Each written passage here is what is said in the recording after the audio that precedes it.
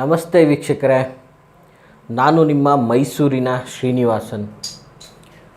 ಸುಲಭವಾಗಿ ಶ್ರೀಮಂತರಾಗಬೇಕು ಅಂತ ಯಾರಿಗೆ ತಾನೇ ಆಸೆ ಇರಲ್ಲ ಹೇಳಿ. ನೋಡಿ, ಇವತ್ತು ದಿನನಿತ್ಯ ಮನುಷ್ಯ ಹೋರಾಟ ಮಾಡ್ತಾ ಇರೋದೇ ಅದಕ್ಕೋಸ್ಕರ. ನೋಡಿ, ನಾನಾ ವಿಧದ ಸಂಕಷ್ಟಗಳು ದಿನ ಬೆಳಗಾಗ್ತಾ ಇದ್ದ ಹಾಗೇ ಕೆಲಸಕ್ಕೆ ಹೋಗಬೇಕು, ದುಡ್ಡು ಸಂಪಾದನೆ ಮಾಡಬೇಕು, ವ್ಯಾಪಾರ ಮಾಡಬೇಕು, ವ್ಯವಹಾರ ಮಾಡಬೇಕು, ಅಲ್ಲೋಗಬೇಕು, ಇಲ್ಲೋಗಬೇಕು, ಅದು ತರಬೇಕು, ಇದು ತರಬೇಕು. ಮನುಷ್ಯನ ಆಸೆಗೆ ಮಿತಿನೇ ಇಲ್ಲ. ಸೊ ಈ ಆಸೆಗಳನ್ನೆಲ್ಲ ಪೂರೈಸುವಂತಹ ಸಾಧನ ಅಂದರೆ ಹಣ. ಈ ಹಣ ಸುಲಭವಾಗಿ ಅಭಿವೃದ್ಧಿ ಆಗಬೇಕು, ಸುಲಭವಾಗಿ ಬರಬೇಕು, ಮುಟ್ಟಿದ್ದೆಲ್ಲ ಚಿನ್ನ ಆಗಬೇಕು, ಅಭಿವೃದ್ಧಿಯ ಪಥದ ಕಡೆಗೆ ನಾವೆಲ್ಲ ಸಾಗಬೇಕು. ಹೇಗೆ ನೋಡಿ, ಇವತ್ತು ಒಂದೊಂದು ಕ್ಷೇತ್ರದಲ್ಲಿ ಒಂದೊಂದು ರೀತಿಯಾದಂತಹ ಧನಕನಕಗಳನ್ನು ಲಾಭವನ್ನು ಕಾಣ್ಬೋದಾಗಿರ್ತದೆ. ಸೊ ಜೊತೆಗೆ ಇವತ್ತು ಮನುಷ್ಯ ಪ್ರತಿನಿತ್ಯ ಸಾಲದಲ್ಲಿ ಸಿಗಾಕೊಂಡ್ಬಿಟ್ಟಿದ್ದಾನೆ. ಇವತ್ತು ಸಾಲದಿಂದ ಹೊರಬರೋಕ್ಕೆ ಆಗ್ತಾ ಇಲ್ಲ. ಯಾಕಂದರೆ ತಿಂಗಳಿಗೆ ಲಕ್ಷ ಸಂಪಾದನೆ ಇದ್ದರೆ ಅವನಿಗೆ ಆ ತಿಂಗಳಿಗೆ ಮನೆ EMI, bike EMI, car EMI, mobile EMI, ಮನೆಯಲ್ಲಿರುವಂತಹ ಕೆಲವು ಸಾಮಗ್ರಿಗಳಿಗೆ EMI. ಸೊ ಸಾಲ ಅಂತಕ್ಕಂಥದ್ದನ್ನು ಸ್ಟೈಲಾಗಿ EMI ಅಂತ ಮಾಡಿಬಿಟ್ಟಿದ್ದಾರೆ. ಸೊ ಹೀಗೆ ಈ ಎಲ್ಲ ಕಳೆದು ಅವನಿಗೆ ಅವನ ಒಂದು ವೈಯಕ್ತಿಕ ಬದುಕಿಗೆ ಉಳಿಯುವಂಥದ್ದೇ 5,000 to 10,000 ರೂಪಾಯಿ ಆಗಿರ್ತದೆ.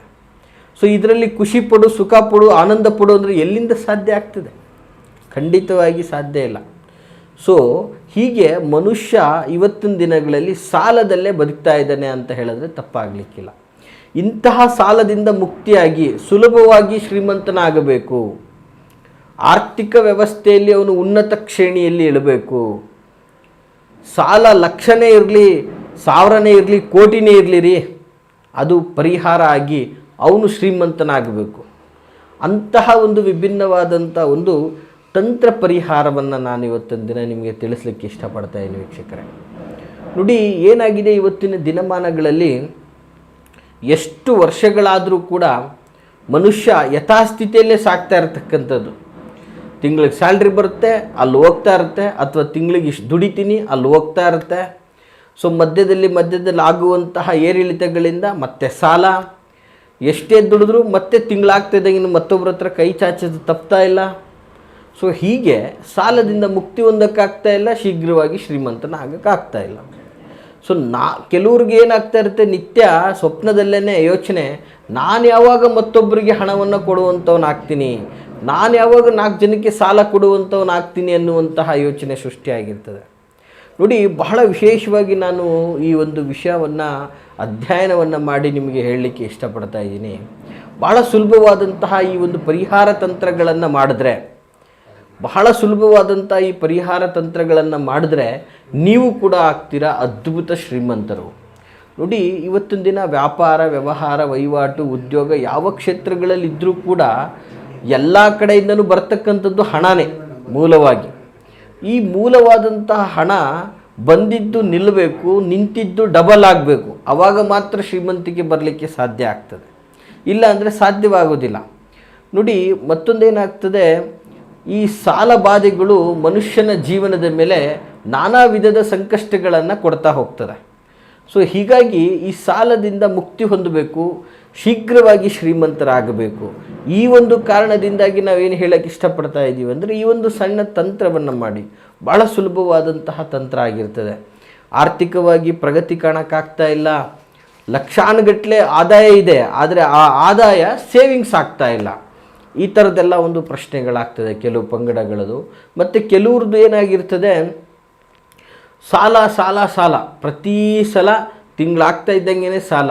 ಮಕ್ಕಳು ಮದುವೆ ಮಾಡಬೇಕು, ಸಾಲ. ಒಂದು ಮಕ್ಳಿಗೊಂದು ಒಳ್ಳೆ ಎಜುಕೇಷನ್ ಕೊಡಿಸ್ಬೇಕು, ಸಾಲ. ಅಥವಾ ಮಗನಿಗೊಂದು ಒಳ್ಳೆ ಬಂಡವಾಳ ಮಾಡಿ ವ್ಯಾಪಾರ ಹಾಕ್ಕೊಡ್ಬೇಕು, ಅದು ಸಾಲ. ಹೀಗೆ ಈ ಥರದ ಸಾಲಗಳನ್ನು ಮಾಡಿ ಮಾಡಿ ಮನುಷ್ಯ ಆಸ್ತಿಯನ್ನು ಕಳ್ಕೊಂಡಿರೋದಿದ್ದಾನೆ, ಒಂದು ರೀತಿಯಾದಂಥ ಗೌರವವನ್ನು ನಾಶ ಮಾಡಿಕೊಂಡಿದ್ದಾನೆ, ಒಂದು ರೀತಿಯಲ್ಲಿ ಅವನ ಸಂಯಮವನ್ನು ಕಳ್ಕೊಂಡಿದ್ದಾನೆ, ಮತ್ತು ಮುಖ್ಯವಾಗಿ ಅವನ ನೆಮ್ಮದಿ ನಾಶ ಮಾಡಿಕೊಂಡಿದ್ದಾನೆ. ವೀಕ್ಷಕರೇ, ಹೀಗಿದ್ದಂತಹ ಸಂದರ್ಭದಲ್ಲಿ ನಿಮಗೆ ಶೀಘ್ರವಾಗಿ ಸಾಲದಿಂದ ಮುಕ್ತಿಯಾಗಿ ಸುಲಭವಾಗಿ ಶ್ರೀಮಂತರಾಗಬೇಕು ಅನ್ನುವಂತಹ ಒಂದು ಕಾರಣಕ್ಕೋಸ್ಕರ ಮನುಷ್ಯ ಎಲ್ಲ ಥರದ ಸರ್ವ ವಿಧದ ಸುಖ ಭೋಗಗಳನ್ನು ಅನುಭವಿಸಬೇಕು ಅನ್ನುವಂತಹ ಕಾರಣದಿಂದಾಗಿ ಈ ಒಂದು ತಂತ್ರವನ್ನು ನೀವು ಮಾಡಿ ಅದ್ಭುತವಾಗಿ ನಿಮಗೆ ಅನುಕೂಲ ಆಗ್ತದೆ ಅಂತ ಹೇಳ್ತಾ, ಯಾವುದಪ್ಪ ಈ ಒಂದು ತಂತ್ರ ಅಂತಂದರೆ ಬಹಳ ಸುಲಭವಾದಂಥದ್ದು ವೀಕ್ಷಕರೇ, ನೋಟ್ ಮಾಡ್ಕೊಳ್ಳಿ. ಬಹಳ ಸುಲಭವಾದಂತಹ ತಂತ್ರ ಇದು. ನಿಮ್ಮ ಸುತ್ತಮುತ್ತಲಿನಲ್ಲೇ ಸಿಗುವಂತಹ ಇಂಗ್ರೀಡಿಯೆಂಟ್ಗಳಿಂದ ಸುಲಭವಾಗಿ ನೀವು ಮಾಡ್ಕೋಬೋದಾಗಿರ್ತದೆ. ಬಹಳ ಅದ್ಭುತವಾದಂತಹ ತಂತ್ರ. ಏನಪ್ಪ ಆ ತಂತ್ರ ಅಂತಂದರೆ ನೋಡಿ, ಒಂದು ಸಣ್ಣ ಮಣ್ಣಿನ ಪಾತ್ರೆಯಲ್ಲಿ ವೀಕ್ಷಕರೇ, ಒಂದು ಸಣ್ಣ ಮಣ್ಣಿನ ಪಾತ್ರೆಯನ್ನು ತಗೊಳ್ಳಿ. ಸಾಮಾನ್ಯವಾಗಿ ಎಲ್ಲ ಕಡೆ ಸಿಗ್ತದೆ, ಈ ಬನಸಾರಿ ಅಂಗಡಿಗಳಲ್ಲೂ ಸಹ ಇದು ಸಿಗ್ತದೆ. ಒಂದು ಸಣ್ಣ ಮಣ್ಣಿನ ಪಾತ್ರೆಯನ್ನು ತಗೊಳ್ಳಿ. 2 ಹಿಡಿ ಸಾಸಿವೆ ಕಾಳುಗಳನ್ನು ಅದರಲ್ಲಿ ಹಾಕಿ. ಮೊದಲನೇದಾಗಿ 2 ಹಿಡಿಯಷ್ಟು ಸಾಸಿವೆ, ಇದು ಹಿಡಿ, ಮುಷ್ಟಿ ಅಥವಾ ಹಿಡಿ, ಅದು ಒಂದು ಕಾಳಲ್ಲಿ ಆ ಪಾತ್ರೆಯನ್ನು ಹಾಕಿ. ಜೊತೆಗೆ ತುಂಬಿಸಿದ ನಂತರ 1 ರೂಪಾಯಿ ಅಥವಾ ಬೆಳ್ಳಿಯ ನಾಣ್ಯ, ನಿಮಗೆ ಶಕ್ತಿ, ನಿಮಗೆ ಬೆಳ್ಳಿ ನಾಣ್ಯ ಶಕ್ತಿ ಇದ್ದರೆ ಬೆಳ್ಳಿ ನಾಣ್ಯ, ಅಥವಾ 1 ರೂಪಾಯಿ ನಿಮ್ಮ ಶಕ್ತಿ ಅನುಸಾರವಾಗಿ ಅದನ್ನು ಕೂಡ ಆ ಒಂದು ಸಾಸಿವೆ ಒಳಗೆ ಇರಿಸಿ. ಜೊತೆಗೆ ಸ್ವಲ್ಪ ಅಕ್ಕಿಯನ್ನು ಆ ಒಂದು ಪಾತ್ರೆಗೆ ಸೇರಿಸಿ. ಅದನ್ನು ಸೇರಿಸಿದ ನಂತರ ಒಂದು ಕೆಂಪು ಬಟ್ಟೆಯಿಂದ ಆ ಒಂದು ಮಣ್ಣಿನ ಪಾತ್ರೆಯನ್ನು ಮುಚ್ಚಿ, ಕೆಂಪು ಬಟ್ಟೆ ಮೇಲ್ಗಡೆ ಅದನ್ನು ಕೆಂಪು ಬಟ್ಟೆ ಹಾಕಿ ಅದನ್ನು ಮುಚ್ಚಿಬಿಟ್ಟು, ಇದನ್ನು ನಿಮ್ಮ ಮನೆಯ, ವಿಶೇಷವಾಗಿ ಈ ಮಣ್ಣಿನ ಪಾತ್ರೆಯನ್ನು ನಿಮ್ಮ ಮನೆಯ ಉತ್ತರ ದಿಕ್ಕಿನಲ್ಲಿ ಮಡಗಿಬಿಟ್ಟು ನಿಮ್ಮ ಮನೆಯ ದೇವರ ಮನೆಯಲ್ಲಿ ಕುಬೇರನನ್ನು ಪ್ರಾರ್ಥನೆ ಮಾಡಬೇಕು. ಕುಬೇರನನ್ನು ಪ್ರಾರ್ಥನೆ ಮಾಡುವುದರಿಂದ ಕ್ರಮೇಣವಾಗಿ ನಿಮ್ಮ ಮನೆಯಲ್ಲಿ ಸಾಲದಿಂದ ಮುಕ್ತಿಯನ್ನು ಹೊಂದುತ್ತೀರಾ, ಸಂಪತ್ತಿನ ಬಾಗಿಲು ತೆರೆಯುತ್ತೆ, ಸುಲಭವಾಗಿ ಧನಕನಕಗಳು ಬರ್ತದೆ, ಆರಾಮದಾಯಕವಾದಂತಹ ಲಾಭವನ್ನು ನೋಡಿ ಸುಲಭವಾಗಿ ಶ್ರೀಮಂತರಾಗ್ಬೋದು ಅಂತ ಹೇಳಕ್ಕೆ ಇಷ್ಟಪಡ್ತೀನಿ ವೀಕ್ಷಕರೇ. ಈ ಒಂದು ತಂತ್ರ ತಮಗೆಲ್ಲ ಇಷ್ಟವಾಗಿದೆ ಅಂತ ನಾನು ಭಾವಿಸ್ತೀನಿ.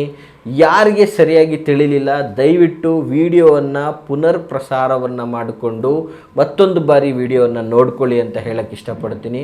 ಭಾಳ ಅದ್ಭುತವಾದಂತಹ ಮಾಹಿತಿ ಇದಾಗಿರ್ತದೆ.